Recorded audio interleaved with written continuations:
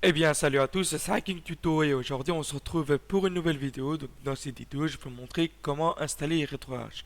Donc, RetroArch, c'est comme c'est une station d'émulation. Donc, vous aurez plusieurs émulateurs à l'intérieur de cette application. Donc, il vous permet de lancer plusieurs consoles, donc des consoles arcade et des consoles Nintendo assez récentes.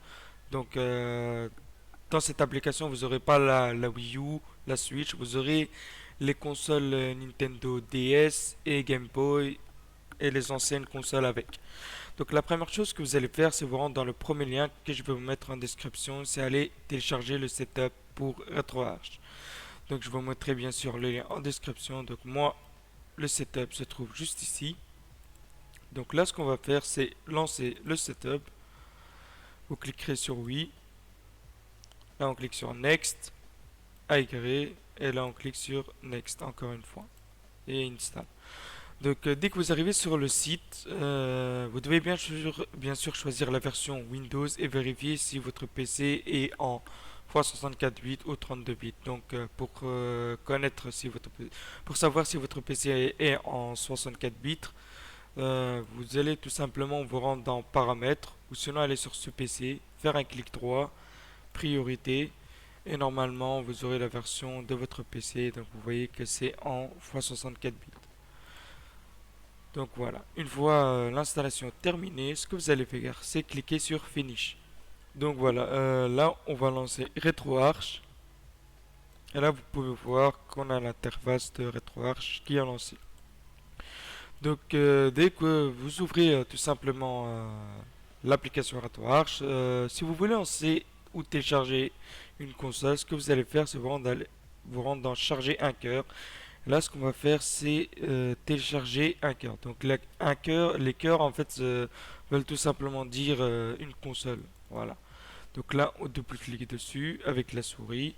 Là, ce qu'on va faire, c'est télécharger n'importe quelle console. Donc, pour le test, on va installer tout simplement la Nintendo 3DS. Voilà, donc on va installer tout simplement Citra. Donc, on installe Citra. Vous pouvez installer plusieurs consoles, donc il y a vraiment plein de consoles à installer. Donc c'est une installation assez rapide, voilà. Donc vous voyez comment j'installe ça. Donc voilà. Une fois que vous avez installé Citra, ce que vous allez faire, c'est retourner en arrière avec la flèche, donc la flèche effacée de votre clavier. Voilà. Et donc là, ce qu'on va faire, c'est charger du contenu. Donc avant de charger du contenu, je vous conseille de configurer votre manette. C'est aller dans Réglages et là vous rendre tout simplement sur Entrée.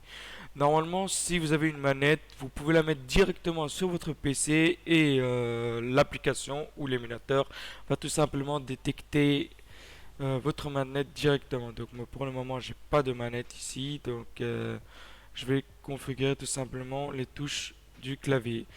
Donc pour les touches, vous allez vous rendre dans manette, voilà, donc on va se rendre dans manette RetroArch tout en haut. Voilà, affectation des manettes rétro-manette. Cliquez sur touche du port 1. Et là, vous descendez en bas et c'est ici que vous allez configurer vos touches en fonction de la manette RetroArch, donc en fonction de votre clavier. Et donc, vous pouvez modifier ça comme vous le voulez. Donc, vous voyez que c'est déjà configuré. Donc, voilà. Donc, moi, si vous voulez modifier, vous pouvez les modifier ici. Donc, moi, je ne vais pas faire ça. On va retourner ça. On va retourner en arrière. Et là, on va se rendre sur menu principal. Donc vous allez cliquer sur charger du contenu pour tout simplement lancer votre jeu. Donc là on clique sur l'emplacement où se trouvent vos jeux. Et donc moi je vais aller chercher tout simplement un jeu Nintendo 3DS. Voilà, Game 3DS, Super Mario 3D Land. Et là vous pouvez voir que le jeu s'est lancé. Voilà.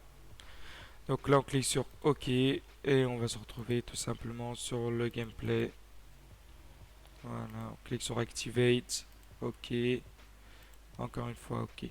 Donc vous voyez que le jeu tourne, donc j'ai pas besoin de vous faire un tuto et vous montrer comment ça se passe. Donc vous voyez que voilà, le jeu fonctionne correctement. Donc moi je vais quitter tout simplement, aller sur commande Et là, on va voir comment on peut quitter notre jeu.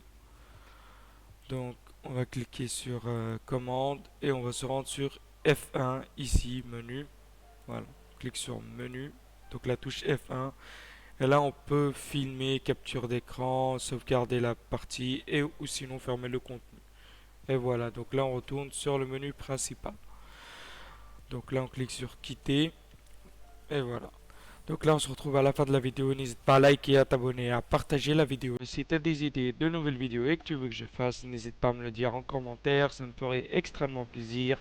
Et sinon, ben, à la prochaine.